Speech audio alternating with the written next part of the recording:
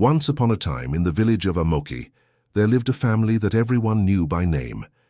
Bako, the head of the household, had 2 wives, proud Nora and gentle Dina. Each woman had 1 daughter. Nora's child, Nena, was known for her pretty face and sharp tongue. But Dina's daughter, Zina was something else. Her beauty was like the full moon hanging bright in a cloudless night. Everywhere she went, whispers followed. The elders blessed her in their prayers. The young men lost their words when she passed. Even Prince Kalu, the noble son of the king, had once seen Zina while riding through Amoke. From that day he declared to his courtiers, "When she is grown, she shall be my bride." But not everyone celebrated. Nora, the first wife, burned with envy. In her heart, she believed her daughter Nena deserved the prince's eye, not Zina. She made no effort to hide her bitterness. Her eyes, once warm, turned cold whenever they rested on Zina. Her words, once kind, became sharp and clipped. Everyone in Amoke noticed the change. Everyone whispered about it behind closed doors, but as is the way in villages, no one spoke of it openly. It was a wound everyone pretended not to see. Prince Kalu visited Amoke often after that, but his eyes sought only one face. He barely noticed the other girls who dressed in their finest beads to impress him. He smiled only when Zina smiled. But Zina, she was a simple girl. She loved playing hide-and-seek with her friends. She loved helping her mother, Dina, in the fields. She dreamed under the stars without knowing her beauty had captured royal dreams. Meanwhile, inside Nora's heart, a dark plan brewed, born from anger and jealousy, a plan meant to ruin Zina forever. Little did Zina know that her days of innocent laughter were numbered.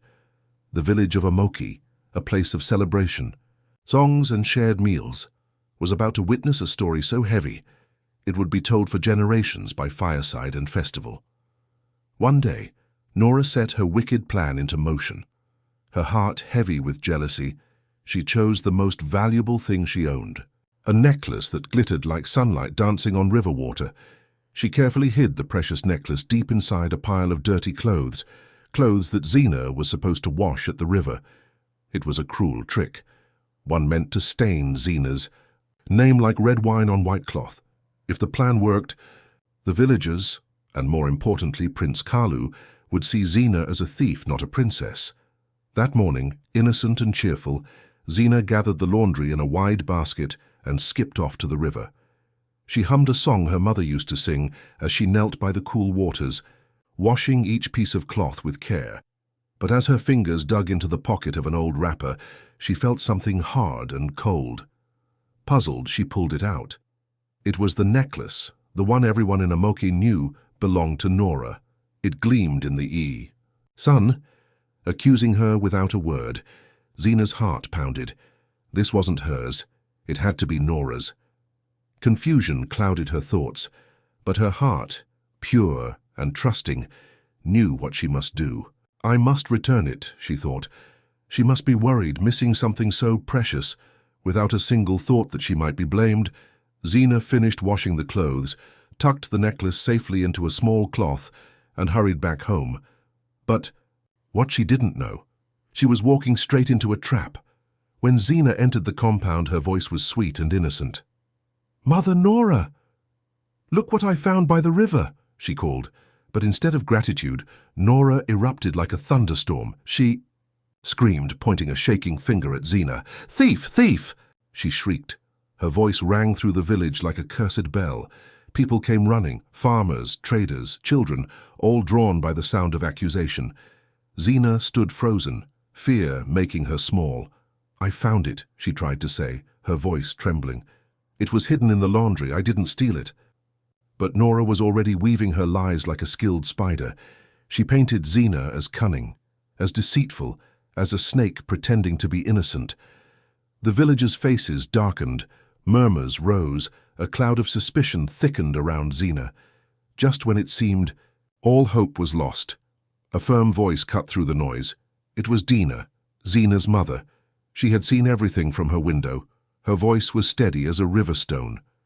"I saw Nora," she said, stepping into the crowd. "I saw her hide the necklace. before Zina took the laundry. Gasps rippled through the crowd. Mothers clutched their chests. Children hid behind their fathers. Slowly the tide turned. People who had been at the river earlier spoke up too. "Yes, we saw Zina find something in the clothes," one woman said. She looked surprised, not like a thief.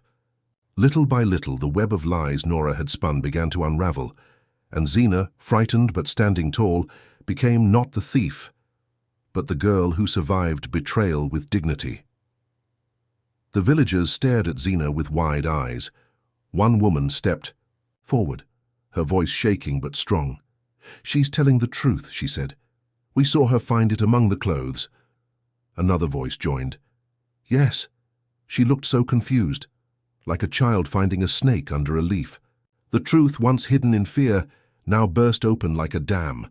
The murmurs of suspicion shifted into angry murmurs, but not against Zina, against Nora. Caught in her own web of lies, Nora stammered and wept, trying to deny what everyone now knew. But it was too late. Zina's innocence shone bright, clearing the cloud that had darkened her name.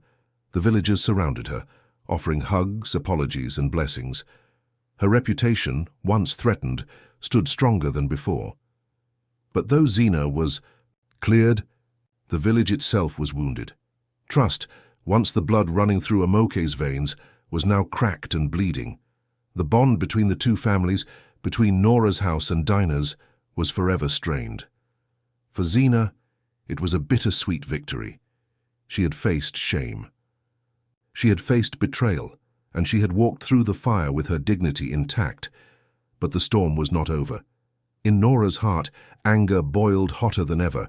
Her failed plan hardened into something darker, a new, more poisonous scheme. The peaceful village of Amoke, once filled with the sounds of laughter, was about to become the stage for a bitter rivalry, with young Zina unknowingly standing at its very center. Now in Amoke, there was one time each year when the entire village forgot its troubles, the festival of first harvest. It was a time of drums, of feasting, of dancing under the open skies. Even the old men who grumbled every day managed to smile. Even the most serious mothers braided bright flowers into their daughters' hair. But there was one rule during the festival, one rule older than memory itself. On the first day of the festival, no girl was to go near the river. It was a sacred command whispered by the ancestors. To break it was to invite bad luck, or worse. As the festival drew near, excitement wrapped around the village like a colorful cloth. Children practiced dances. Mothers polished calabashes till they shone like suns. The men rehearsed songs to sing under the moonlight, but in Nora's heart there was no joy, only the throb of envy and the taste of revenge. And as the drums were tightened and the stalls decorated, Nora wove her next trap. The night before the festival, when the stars blinked lazily and the breeze smelled of roasted yams, Nora called Zina to her side. Her voice was syrup-sweet, so unlike her usual tone that Zina hesitated at the door. "My daughter," Nora said, all false smiles and gentle hands, "I need you to fetch fresh water from the river early tomorrow morning, for the festival." Zina's heart sank. "But tomorrow is the first day," she whispered, eyes wide with fear. "The river. It's forbidden, stepmother. You know the ancestors' rule." Nora's smile tightened. "It's just a silly old superstition," she said, her voice sharp behind the softness. "Nothing will happen. And if you refuse," her eyes darkened, "I will make your life here unbearable." The threat was clear as thunder on the horizon. That night Zina could not sleep. She tossed and turned under her mat. The river, once a place of laughter and splashing feet, now loomed in her mind like a dark, open mouth. She thought, desperately, of ways to protect herself. Maybe if she disguised herself as a boy, maybe then the spirits would not recognize her and spare her. Deep down she knew she was playing a dangerous game. You cannot trick the earth. You cannot fool the river. But what choice did she have? As dawn crept over Amoke, casting a golden hue, over the huts and fields Zina rose quietly. Her heart was heavy. The festival had begun. The air smelled of roasting maize. Drums thudded in the distance. But Zina's heart beat louder than any drum. She remembered the sacred law: no girl must go near the river on the first day of the 7-day festival. It was a rule so old that even the oldest grandmothers didn't know where it came from, only that it must be obeyed. But Nora, blinded by malice, had forced Zina into a terrible choice. At first, Zina had stood firm. "I cannot go, stepmother," she said. "It is forbidden." But Nora's hissed threats wrapped around her like a snake. "If you don't go," she spat, "you will regret it for the rest of your miserable life." Zina was trapped, torn between the ancient customs of her people and the cruel fear of her stepmother's wrath. As the village came alive with songs and smells, Zina dressed herself hurriedly. She pulled on an old wrapper, a boy's cloth. She tied her hair tight. She wrapped another piece of cloth around her chest to flatten it. "If I go looking like a boy," she thought desperately, "maybe the river will not know me." It was a foolish hope, but it was all she had. And so, with the rising sun behind her and the heavy fear before her, Zina walked, disguised and trembling, toward the river that had been forbidden since before her birth. Zina dug through her father's old chest and pulled out an oversized shirt and a pair of worn trousers. She tied her hair tightly and hid it beneath a rough cap, her heart pounding against her ribs like the drums that would soon echo through the festival grounds. Disguised like this, half boy, half fear, she prayed the river spirits would not recognize her. Maybe, just maybe, she could fool them. With a silent prayer trembling on her lips, Zina set out for the river. The path, usually familiar and safe, now seemed longer, darker, every step heavier than the last. The chirping of the birds, the rustling of the trees, all sounded different, like whispers. Warnings she dared not understand. When she reached the river, her heart froze. The water, once her playful friend, now looked back at her with a cold, knowing stare. She hesitated. For a brief moment, her own reflection stared back at her. Her girl hidden in a boy's clothes, a soul caught between fear and duty. With trembling hands, she filled her clay pot with water. Every second at the river felt like a lifetime, every breath heavy with dread. As she turned to leave, she felt it.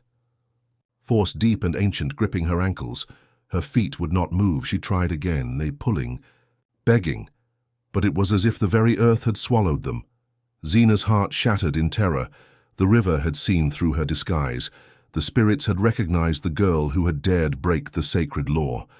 A single desperate cry escaped her, lips piercing the morning stillness. It echoed across the river like a bird caught in a hunter's trap. Back in the village, the festival began, drums thudding, songs rising, but the sun brought no comfort to Zina. She stood frozen at the river's edge, trapped by an ancient power. Her feet were bound to the ground by invisible chains, and her heart was heavy with fear. Word spread through Amoke like wildfire. Men, who were allowed by tradition to go near the river during the festival, rushed to the scene. They found Zina standing there, her body trembling, her pot of water abandoned at her side. They pulled, they shouted prayers, but her feet refused to move. It was as if the river itself had claimed her. "The river has caught her," the villagers whispered, a mix of pity and terror in their eyes. Among those who came was Nora.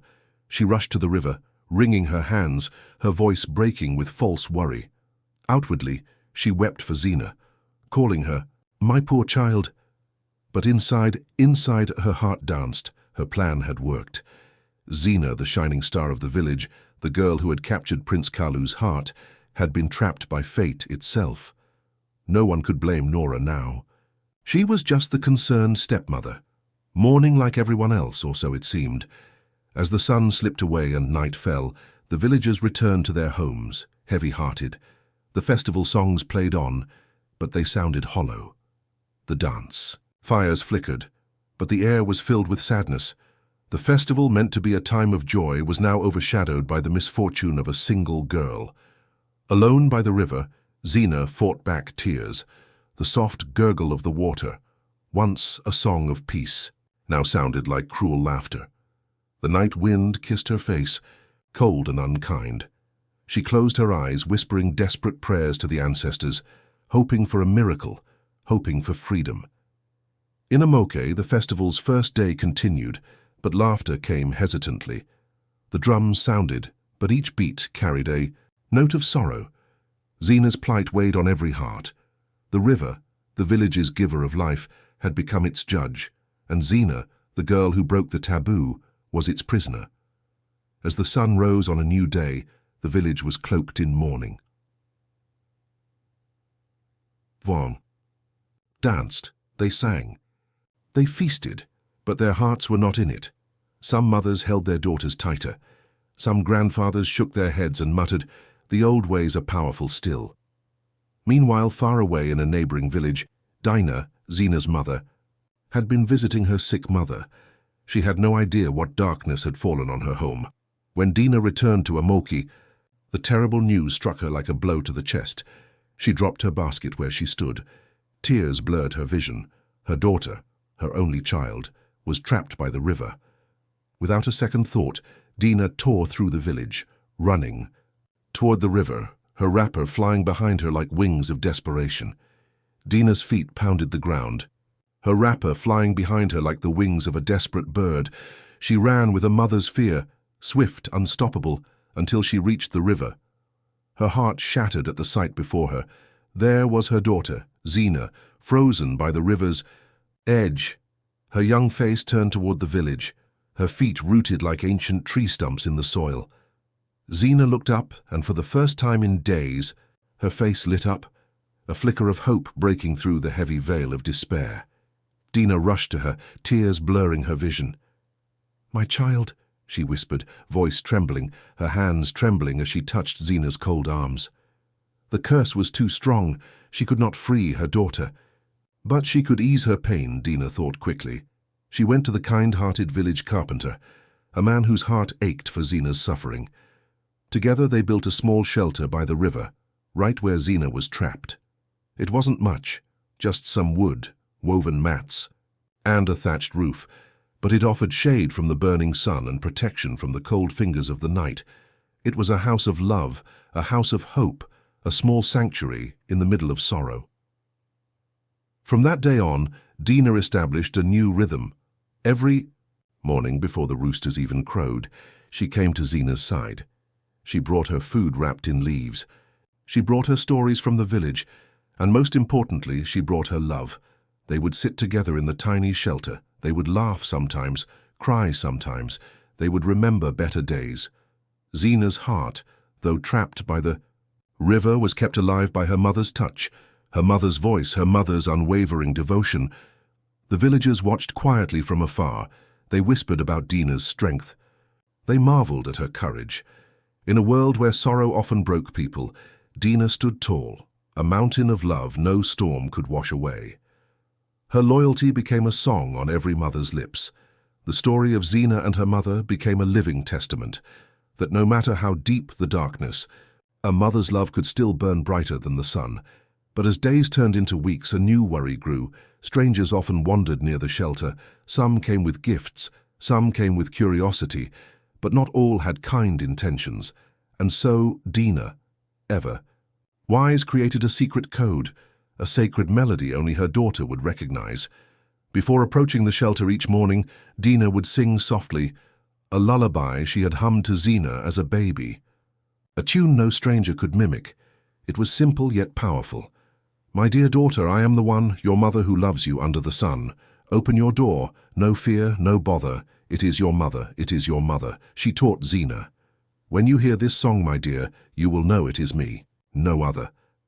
Every morning, before the first drum beats of the village festival, Dinah would walk to the river, her voice floating in the wind. When Zena heard the familiar melody, a smile would bloom on her tired face, and she would open the small door of their shelter, welcoming her mother with open arms. They sat together every day, sharing simple meals, warm stories, and silent prayers. Dinah told her about the festival that continued, though the drums now beat with less joy. She told her about the friends who sent their love, about the neighbors who missed her. She wove threads of the outside world into the small tapestry of their shelter, keeping Zena tied to the life waiting for her beyond the river's grip. Zena shared her own fears, her own dreams, her own prayers whispered into the shelter's dusty corners. Her mother listened, her eyes always soft, her hands always warm. In those short, precious moments, mother and daughter built a fortress no curse could break. They laughed. They wept. They endured. And through it all the bond between them grew unbreakable, a bond forged in love, sealed by suffering and strengthened by faith. As the days stretched into long, heavy weeks, the villagers marveled at what they saw. Dina's daily pilgrimage to her daughter's side, her fierce spirit, her endless patience, it became a living symbol, a symbol of hope. A symbol of resilience, a symbol of the kind of love that neither fear nor curses nor fate could defeat. In their tiny shelter by the river's cursed edge, Zina and her mother held on to each other, their love shining like a lantern in the darkest of nights. And Amoke, the village that once danced without thought, now watched and learned that sometimes the strongest spirits are not warriors, not kings, but mothers. As the days dragged on, Nora's heart blackened with envy and rage. She watched from behind the trees, her face twisted with hatred, as the villagers praised Dina for her unwavering devotion to her daughter. Each word of admiration for Dina was a stab to Nora's pride, a cruel reminder of her own failure to destroy Zina. In her poisoned mind, Nora vowed that if she couldn't ruin Zina's reputation, she would ruin her life. And so, she watched, and she listened. It did not take long before she noticed something. Every morning before entering the little shelter by the river, Dina sang a soft melody, a song known only between mother and daughter. A seed of wickedness took root in Nora's mind, and on Nay. The final day of the festival of first harvest, when the village was distracted with dances, feasts and prayers, Nora decided to strike. While drums thundered and laughter echoed in the village square, Nora slipped away unseen. Her heart beat wildly in her chest, a savage mix of fear and excitement. She approached the little shelter by the river and stood outside. Closing her eyes, she mimicked Dina's sacred melody, twisting it into a crude, hollow sound. My dear daughter, I am the one, your mother who loves you under the sun. Please open the door, no fear, no bother. It is your mother, it is your mother. Inside, Zina heard the familiar song. Relief flooded her. Her face lit up, and she rose eagerly to open the door, believing her mother had come to comfort her again. But the moment she swung it open, horror greeted her. It wasn't Dina, it was Nora, and in her hand glinted a sharp, cruel knife. Before Zina could react, Nora lunged forward, driven by pure rage. But fate, in its strange wisdom, intervened. It was not Zina who opened the door. It was Nena, Nora's own daughter, who had stayed overnight to keep Zina company. Blinded by fury, Nora did not see clearly. She struck. The knife sank into soft flesh. A cry of pain ripped through the air. Nena staggered backward, blood staining her wrapper, her eyes wide with disbelief. Zina screamed. The villagers, already uneasy from the strange festival, came running toward the river. The king himself, along with Prince Kalu, arrived at the scene. What they saw was chaos.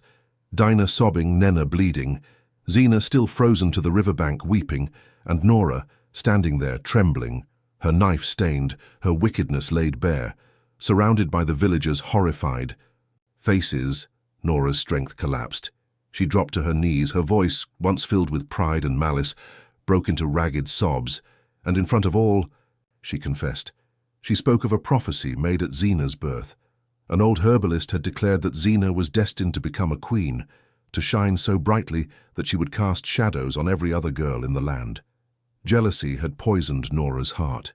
Fear had driven her to plot against a child, and now her own daughter, her precious Nena, had paid the terrible price. Shock and grief rolled through the crowd like a thunderstorm. The king's face grew dark with sorrow and fury. With a heavy voice, he decreed, "Nora, you are banished from Amoke. Never again will your feet touch this land. Your hatred has spilled innocent blood." And so Nora was cast out, her name now a curse upon the lips of the people. As for Zina, on the seventh day, just as the ancient prophecy had promised, the river released its hold. The invisible chains that had trapped her broke, her feet, numb and aching, moved once more. She stepped free from the river's edge, free from Nora's hatred, free from the burden of false accusations. She walked into the waiting arms of her mother, Dina. Prince Kalu, who had watched everything silently, stepped forward. With the king's blessing, he spoke before all. "I still choose Zina, not for her beauty, but for her strength, her kindness, and the purity of her spirit." Cheers rose from the villagers. Joy returned to Amoke at last. The story of Zina, the girl who was trapped by the river yet never gave up, became a tale sung for generations. It was a story of truth overcoming lies, of love overcoming envy, of righteousness shining even in the darkest storms. And whenever the river flowed, its gentle song carried the memory of a girl who stood strong and a mother who never let go.